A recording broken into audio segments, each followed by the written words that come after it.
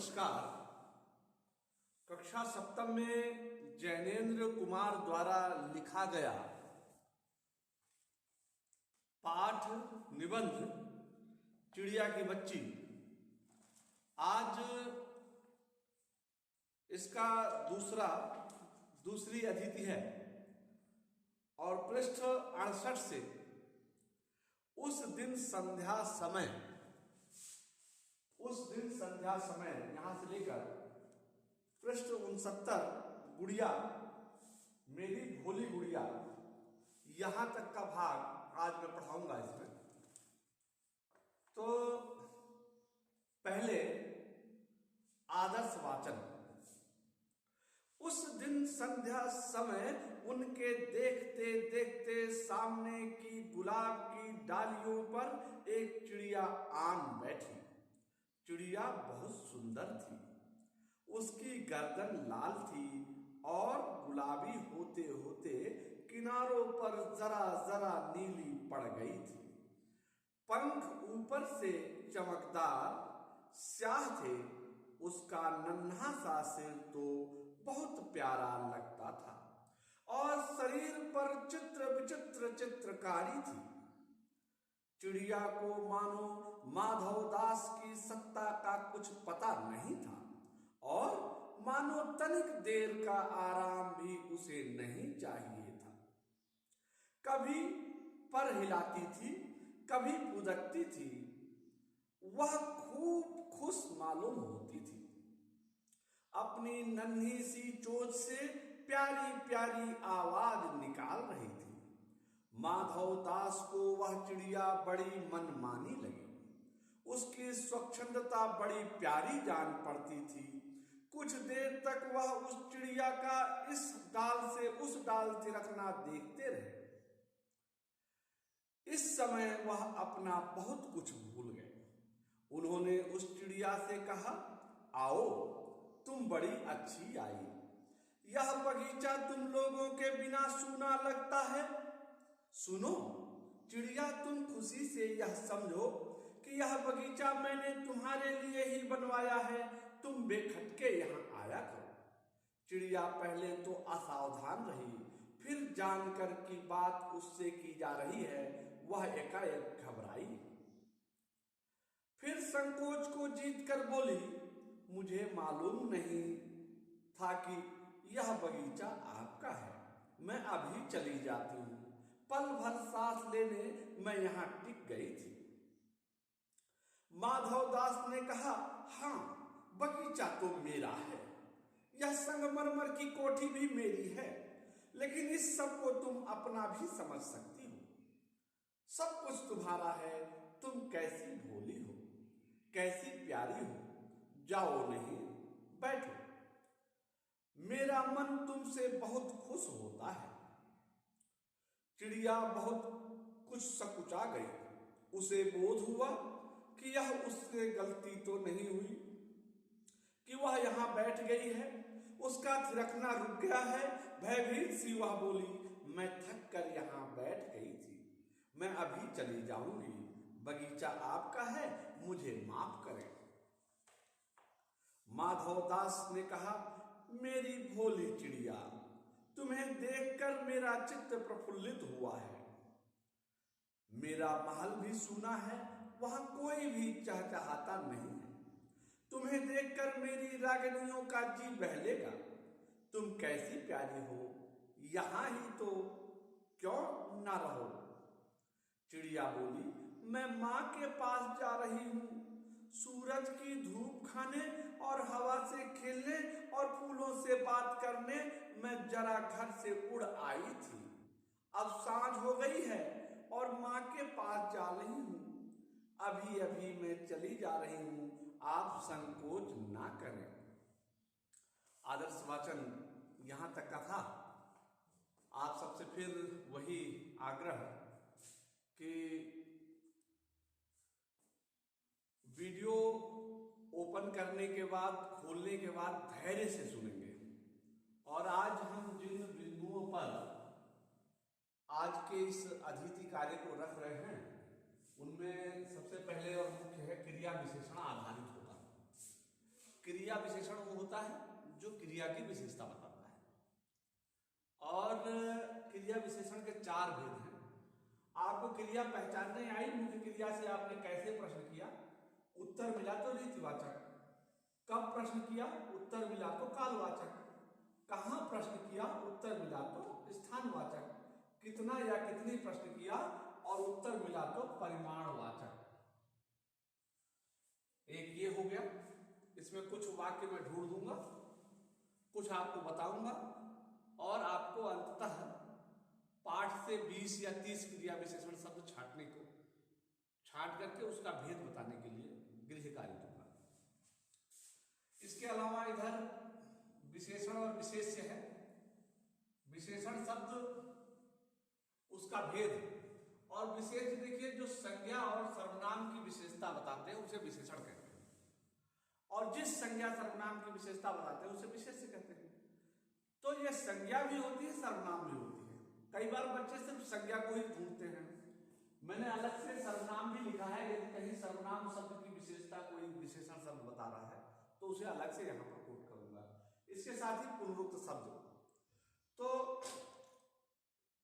और तत्सम शब्द, तद्भव शब्द, तत्सम तद्भव,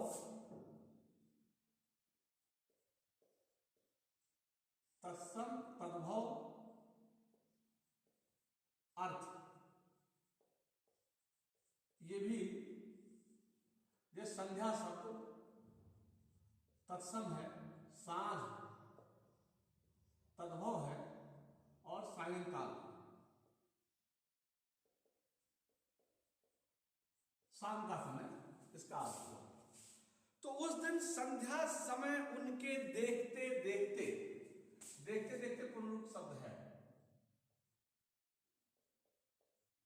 देखते देखते, उनके देखते देखते सामने की गुलाब की डाली पर एक चिड़िया आन बैठी। अभी देखिए लेखक की विशेषता है, वो आ बैठती लिख सकता था, लेकिन नहीं, उसने बच्चों के लिए लिखना है, इसलिए इसमें कोमलता लाना है, इसमें आकर्षण लाना है, इसलिए उसने क्या लिखा, आन बैठी। चिड़िया बहुत सुंदर थी। देखिए कल इसको मैंने क्रिया विशेषण के रूप में दिया था। कैसी थी? सुंदर थी।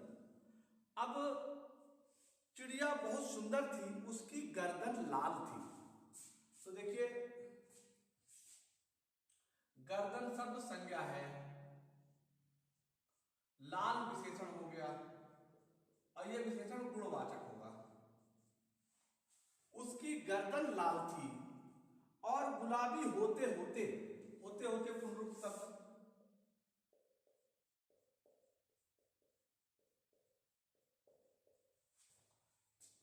गुलाबी होते होते किनारों पर जरा जरा नीली पड़ गई थी। जरा जरा भी पुनरुक्त शब्द है।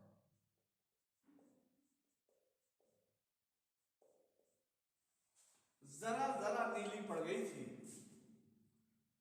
पंख ऊपर से चमकदार स्याह थे। तो पंख जो थे वो ऊपर से चमकदार थे और स्याह थे मतलब काले रंग के थे। उसका नन्हा सा सिर, सिर जो है ये संज्ञा है, नन्हा गुणवाचक विशेषण। उसका नन्हा सा सिर बहुत प्यारा लगता था। तो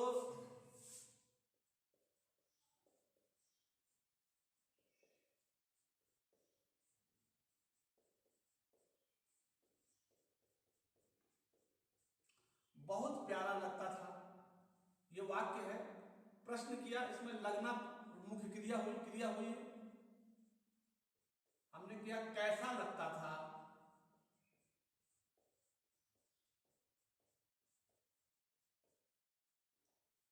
उत्तर मिला बहुत प्यारा।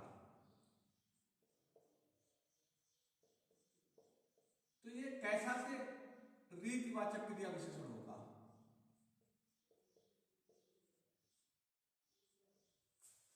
उसका छोटा सा सिर था, बहुत अच्छा लगता था।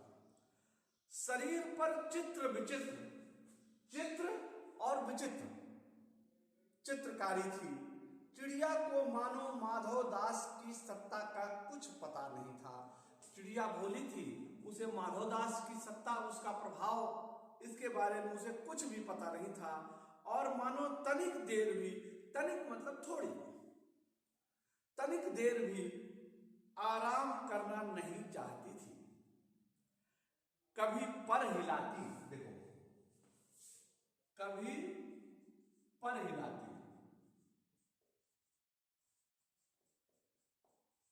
अब ये क्रिया है, हमने प्रश्न किया कब हिलाती, प्रश्न कब हिलाती,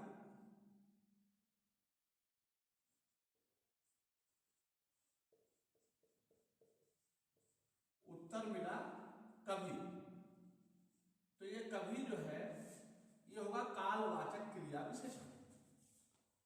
कभी पर हिलाती, कभी फुदुकती,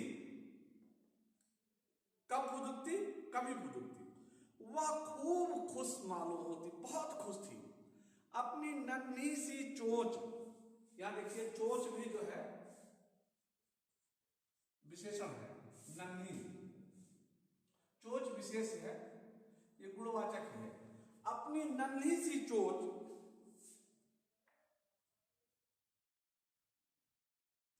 से प्यारी प्यारी आवाज निकाल रही थी। प्यारी प्यारी पुनः शब्द है,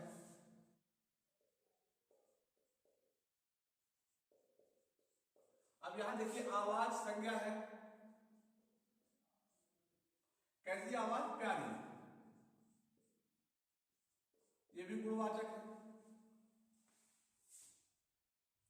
तो बहुत मीठी आवाज, प्यारी प्यारी मतलब मीठी आवाज निकाल रही थी। माधव दास को वह चिड़िया बड़ी मनमानी लगी। उसकी स्वच्छंदता बड़ी प्यारी जान पड़ती थी। कुछ देर तक वह उस चिड़िया का इस डाल से उस डाल पर थिरकना देखते रहे।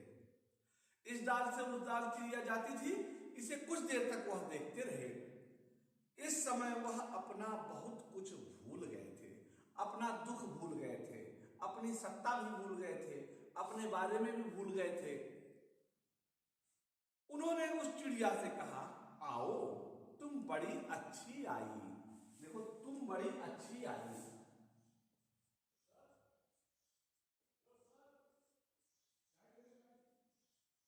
अच्छी आई। प्रश्न किया कैसी आई,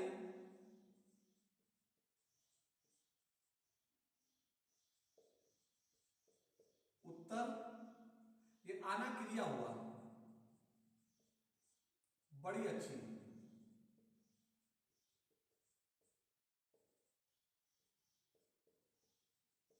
तो ये बड़ी अच्छी जो है वो रीतिवाचक क्रिया विशेषण है। यह बगीचा तुम लोगों के बिना सूना लगता है। सुनो चिड़िया, तुम खुशी से यह समझो कि यह बगीचा मैंने तुम्हारे लिए ही बनवाया है। तुम बेखटके यहाँ आया करो। माधवदास ने कहा कि तुम्हारे बिना सब सूना लगता है, तुम ये समझो कि ये बगीचा मैंने तुम्हारे लिए बनाया है और तुम यहाँ बेखटके आया करो। तो बेखटके मतलब बिना किसी खटके के, बिना किसी अवरोध के, इसमें भी क्रिया विशेषण है। बेखटके आया करो,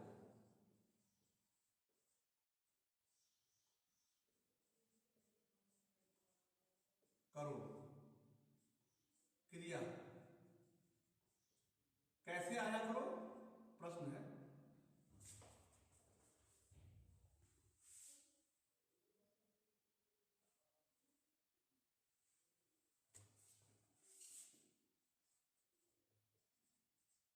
कैसे आया करो,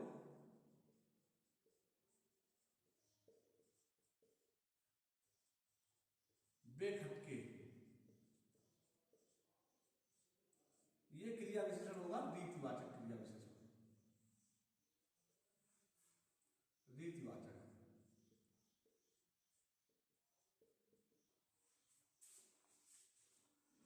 तुम यहां बेखटके आया करो। चिड़िया पहले तो असावधान रही, फिर जानकर की बात उससे की जा रही है, वह एकाएक तो घबराई। जो कब घबराई, वह एकाएक घबराई, वह एकाएक।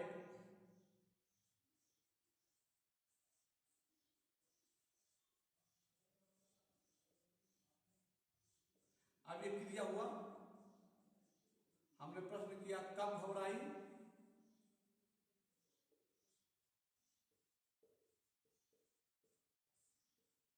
उत्तर एकाएक। तो एकाएक ये जो है कालवाचक क्रिया विशेषण है।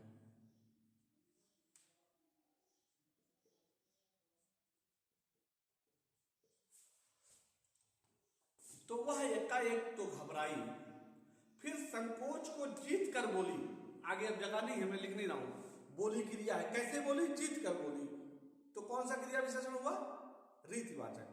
मुझे मालूम नहीं था कि यह बगीचा आपका है। उसने अपने संकोच पर विजय पाई और कहा, बड़े प्यार से कहा, मुझे इस बात की जानकारी नहीं थी कि यह बगीचा आपका है। पल भर सांस लेने के लिए यहाँ टिक गई थी, यहाँ पल भर के लिए मैं रुक गई थी। माधवदास ने कहा, हाँ बगीचा तो मेरा है, यह संगमरमर की कोठी है, मेरी है, लेकिन इस सब को तुम अपना भी समझ सकती हो। सब कुछ तुम्हारा है, तुम कैसी भोली हो, कैसी प्यारी हो। जाओ नहीं बैठो, जाओ नहीं बैठो। उसने कहा जाओ मत बैठो। अब यहां पर देखिए, आप जाओ नहीं बैठो को, ये वाक्य को आप ऐसा करो, कामा कॉमा बदल करके देखोगे तो किस प्रकार से होगा, देखिए, जाओ नहीं बैठो। अब इसी को क्या कर दिया, जाओ नहीं बैठो, अर्थ बदल गया ना। पहले में क्या हुआ कि जाओ नहीं, मत जाओ और बैठो। दूसरे में क्या हुआ, जाओ मत बैठो। मेरा मन तुमसे बहुत खुश होता है। चिड़िया बहुत कुछ सकुचा गई, उसे बोध हुआ। बोध हुआ मतलब ज्ञान हुआ, बोध, बुद्धि, ज्ञान। उसे बोध हुआ, उसे ज्ञान हुआ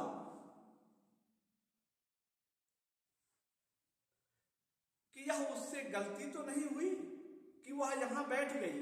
देखो यहां बैठ गई, कहां बैठ गई, स्थानवाचक क्रिया विशेषण होगा। उसका थिरकना रुक गया, भयभीत सी बोली, मैं थक कर लेट गई थी। कैसे लेट गई थी, थक कर। तो थक कर भी क्रिया विशेषण होगा। कौन सा क्रिया विशेषण होगा, आप ध्यान दीजिए खुद। माधवदास ने कहा, मेरी भोली चिड़िया, तुम्हें देखकर मेरा चित्त प्रफुल्लित हुआ है, बड़ा आनंदित हुआ है, खुश हुआ है।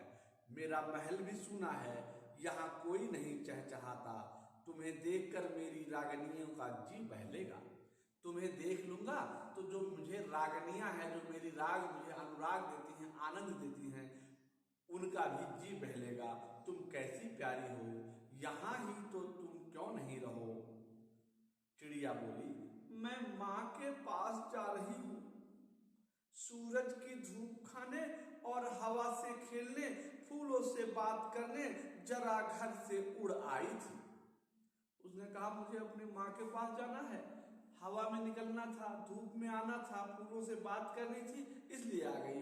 उधर गुलाब हंस रहा है। कहाँ हंस रहा है गुलाब, उधर। तो उधर कौन सा क्रिया विशेषण होगा, ये सोचिए। भीतर महल में चलो, देखो अब सांझ हो गई। अब ये देखिए, सांझ जो है तद्भव शब्द है, इसका तत्सम संध्या। अब सांझ हो गई है और मैं माँ के पास जा रही हूं। अभी अभी मैं चली जा रही हूं। कब जा रही हूं, अभी अभी। अभी अभी कालवाचक क्रिया विशेषण। आप सोचना करो। तो इस पाठ से आपको मैं गृह कार्य लिख रहा हूं यहां पर, पाठ में आए क्रिया विशेषण शब्दों वाले वाक्यों को छांटिए और उनके नीचे क्रिया विशेषण शब्द को रेखांकित कर उसका भेद लिखिए। तो गृह कार्य।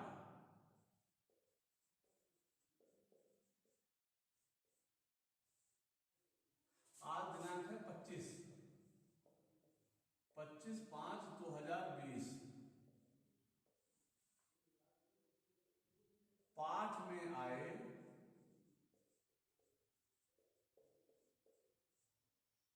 क्रिया विशेषण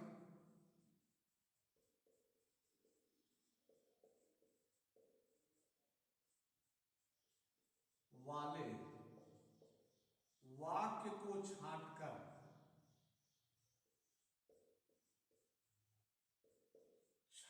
कर लिखें तथा क्रिया विशेषण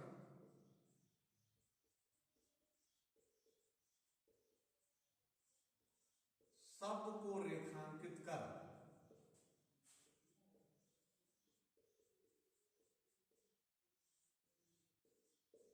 उसके नीचे भेद लिखें।